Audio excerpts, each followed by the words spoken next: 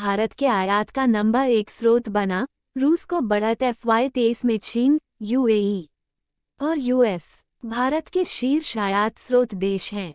वाणिज्य मंत्रालय के आंकड़ों के अनुसार भारत के शीर्ष 10 व्यापारिक आयात स्थलों में रूस चौथा स्थान रखता है, क्योंकि वित्त वर्ष के दौरान देश से आयात 5 गुना बढ़ गया है। FY22 में रूस से आयात $9 और 87 सेंट बिलियन से बढ़कर FY23 में $46 और 33 सेंट बिलियन हो गया। US FY23 में भारत का सबसे बड़ा व्यापारिक भागीदार बन गया।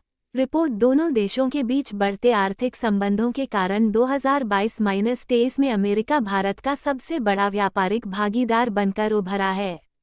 वाणिज्य मंत्रालय के अंतिम आंकड़ों के अनुसार भारत और अमेरिका के बीच द्विपक्षीय व्यापार 2022-23 में 7.65% बढ़कर 128.55 अमेरिकी डॉलर हो गया, जबकि 2021-22 में यह 119.5 बिलियन अमेरिकी डॉलर था। 2020-21 में यह 80.51 अरब अमेरिकी डॉलर था।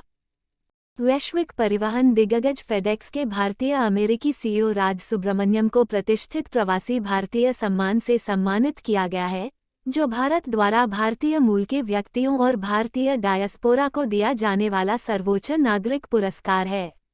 सुब्रमण्यन फेडेक्स कॉर्पोरेशन के अध्यक्ष और CEO हैं, जो दुनिया की सबसे बड़ी परिवहन कंपनियों में से एक है। राजस्थान की नंदिनी गुप्ता ने फेमिना मिस इंडिया वर्ल्ड 2023 का ताज पहनाया। इम्फाल में आयोजित Femina miss India 2023 grand finale के 59वें संस्करण में राजस्थान की नंदिनी गुप्ता को फेमिना मिस इंडिया वर्ल्ड 2023 का ताज पहनाया गया है, जबकि 19 वर्षीय ने ताज घर ले लिया। दिल्ली की श्रेया पूंजा को पहली उपविजेता घोषित किया गया और मणिपुर की थोनाउजम स्ट्रेला लुवांग दूसरी उपविजेता बनी। संपीड़ित बायोगैस पर वैश्विक सम्मेलन नई दिल्ली में आयोजित किया जाएगा। संपीड़ित बायोगैस पर 2 दिवसीय वैश्विक सम्मेलन नई दिल्ली में आयोजित किया जाएगा। सम्मेलन का विषय है मजबूत CBG फाउंडेशन और विकास के लिए प्रगतिशील नीति ढांचे की ओर। इस सम्मेलन का उद्देश्य संपीड़ित बायोगैस उद्योग के विकास के लिए केंद्र सरकार द्वारा की गई पहलों के बारे में उद्योग को अवगत कराना है। IIT हैदराबाद में DRDO industry academia centre of excellence का उद्घाटन। भारतीय प्रौद्योगिकी संस्थान हैदराबाद में रक्षा अनुसंधान और विकास संगठन DRDO उद्योग अकादमी उत्कृष्टता केंद्र DRDO का उद्घाटन किया गया है। ये देश में इस तरह की सबसे बड़ी सुविधा है। गुजरात केंद्र ने दीनदयाल बंदरगाह पर 123 करोड़ रुपए से अधिक की तेल जेटी विकास परियोजना को मंजूरी दी। केंद्र ने गुजरात में दीनदयाल बंदरगाह कांडला में 123 करोड़ रुपए से अधिक की तेल जेटी के विकास की परियोजना को मंजूरी दी है। प्रस्तावित परियोजना को बंदरगाह की कार्गो हैंडलिंग क्षमता को बढ़ाने के लिए डिजाइन किया गया है, जो तरल जहाजों के टर्न अराउंड समय में कमी का कारण होगा। भारत और रूस ने लक्ष्य 2025 से पहले ही $30 अरब के द्विपक्षीय व्यापार लक्ष्य को पार कर लिया। विदेश मंत्री ने कहा कि $30 अरब के द्विपक्षीय व्यापार लक्ष्य को 2025 के लक्ष्य वर्ष से पहले ही पार कर लिया गया है। अप्रैल 2022 से फरवरी 2023 की अवधि के लिए व्यापार की मात्रा लगभग $45 अरब थी। प्रधानमंत्री मोदी 20 अप्रैल को नई दिल्ली में पहले वैश्विक बौद्ध शिखर सम्मेलन का उद्घाटन करेंगे। प्रधानमंत्री नरेंद्र मोदी गुरुवार को नई दिल्ली में पहले वैश्विक बौद्ध शिखर सम्मेलन का उद्घाटन करेंगे। संस्कृति मंत्रालय अपने अनुदेयी निकाय अंतर्राष्ट्रीय बौद्ध परिसंघ के सहयोग से 2 दिवसीय शिखर सम्मेलन की मेजबानी करेगा। वैश्विक बौद्ध शिखर सम्मेलन का विषय समकालीन चुनौतियों के प्रति प्रतिक्रियाएं, अभ्यास के लिए दर्शन है। अर्जुन मुंडा पूर्वोत्तर से जनजातीय उत्पादों को बढ़ावा देने के लिए योजना शुरू करेंगे। जनजातीय मामलों के केंद्रीय मंत्री अर्जुन मुंडा ने देश के पूर्वोत्तर क्षेत्र से जनजातीय उत्पादों को बढ़ावा देने के लिए एक योजना शुरू की। योजना उत्तर पूर्वी क्षेत्र से जनजातीय उत्पादों के प्रचार के लिए विपणन और रसद विकास का उद्देश्य क्षेत्र में आदिवासी कारीगरों के लिए आजीविका के अवसरों को बढ़ाना है। हिमाचल प्रदेश में शुरू होगा G20 का research and innovation initiative gathering conference. G20 का रिसर्च एंड इनोवेशन इनिशिएटिव सम्मेलन हिमाचल प्रदेश के धर्मशाला में शुरू होगा। 2 दिवसीय सम्मेलन में G20 सदस्य देशों के प्रतिनिधि, अंतर्राष्ट्रीय संगठन और वैज्ञानिक समुदाय के विशेषज्ञ भाग लेंगे। यह एक स्थायी पर्यावरण अभिनव ऊर्जा रूपांतरण प्रणाली के निर्माण पर चर्चा करेगा। वैज्ञानिक भारतीय अंटार्कटिक स्टेशन माइथ्री में पहचानी गई प्लाज्मा तरंग के एक रूप की विशेषताओं की जांच करते हैं। वैज्ञानिकों ने भारतीय अंटार्कटिक स्टेशन माइथ्री में इलेक्ट्रोमैग्नेटिक आयन साइक्लोट्रॉन तरंगों, प्लाज्मा तरंगों के एक रूप की पहचान की है और इसकी विशेषताओं का अध्ययन किया है।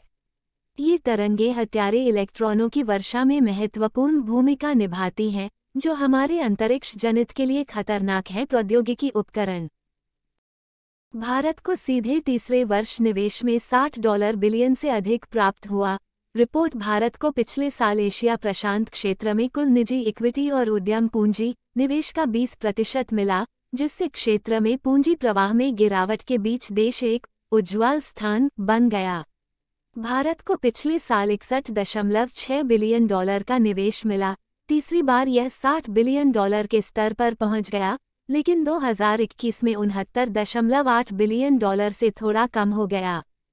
पहली बार केरल ने गर्मियों में पानी की कमी से निपटने के लिए जल बजट अपनाया। केरल अपने कुछ क्षेत्रों में पानी की कमी के समाधान के लिए पानी के बजट को अपनाने वाला पहला राज्य बन गया। परियोजना के पहले चरण में 94 ग्राम पंचायतों और 15 ब्लॉक पंचायतों को शामिल किया जाएगा। राज्य द्वारा पहली बार 2019 में जल बजट का विचार रखा गया था। खेलो इंडिया अभियान के तहत भारत में अगले 5 वर्षों में खेल सुविधाओं पर 3,200 करोड़ रुपये खर्च किए जाएंगे। श्री अनुराग ठाकुर, केंद्रीय युवा कार्यक्रम एवं खेल तथा सूचना एवं प्रसारण मंत्री अनुराग सिंह ठाकुर ने हिमाचल प्रदेश में कहा कि खेलो इंडिया अभियान के तहत 5 वर्षों के दौरान खेल सुविधाओं पर लगभग 3,200 करोड़ रुपये की राशि खर्च की जाएगी। मंत्री ने जिले के हमीरपुर के अनु में साई राष्ट्रीय उत्कृष्टता केंद्र NCOE में खेल सुविधाओं का उद्घाटन किया। यूरोप ने दूसरे प्रयास के बाद बृहस्पति चंद्रमा मिशन को सफलतापूर्वक लॉन्च किया। Jupiter IC moons explorer JUICE की योजना गैस जायंट के लिए एक लंबा और घुमावदार रास्ता लेने की है, जो पृथ्वी से 628 मिलियन किलोमीटर 390 मिलियन मील दूर है। जुलाई 2031 में जब यान अंततः बृहस्पति की कक्षा में प्रवेश करेगा, तो इसके 10 वैज्ञानिक उपकरण सौरमंडल के सबसे बड़े ग्रह के साथ साथ इसके 3 बर्फीले चंद्रमाओं यूरोपा, गैनीमेड और कैलिस्टो का विश्लेषण करेंगे। सरकार ने अरुण सिन्हा को राष्ट्रीय तकनीकी अनुसंधान संगठन NTRO का नया अध्यक्ष नियुक्त किया है। राष्ट्रीय तकनीकी अनुसंधान संगठन प्रधानमंत्री कार्यालय, भारत में राष्ट्रीय सुरक्षा सलाहकार के अधीन एक तकनीकी खुफिया एजेंसी है। इसे 2004 में स्थापित किया गया था। NTRO की मूल agency research and analysis wing. पृथ्वी दिवस 22 अप्रैल पर्यावरण आंदोलन का सम्मान करने और प्राकृतिक संसाधनों की रक्षा के लिए जागरूकता बढ़ाने के लिए हर साल 22 अप्रैल को पृथ्वी दिवस मनाया जाता है। अमेरिकी सेनेटर गेलॉर्ड नेल्सन ने पर्यावरण शिक्षा के लिए पृथ्वी दिवस की स्थापना की। आमतौर पर पृथ्वी दिवस या तो 22 अप्रैल को मनाया जाता है या उस दिन जब दुनिया भर में वसंत विषुव होता है। विश्व पुस्तक और कॉपीराइट दिवस 23 अप्रैल। विश्व पुस्तक दिवस हर साल 23 अप्रैल को मनाया जाता है। ये संयुक्त राष्ट्र शैक्षिकी, वैज्ञानिक और सांस्कृतिक संगठन द्वारा आयोजित किया जाता है। पहला विश्व पुस्तक दिवस 23 अप्रैल 1995 को मनाया गया था। 2023 की थीम स्वदेशी भाषाएं हैं। 23 अप्रैल वह तारीख है जिस दिन कई प्रमुख लेखकों विलियम शेक्सपियर, मिगुएल डे सवेंस और इनका गार्सिल्सो डे ला वेगा सभी की मृत्यु हो गई।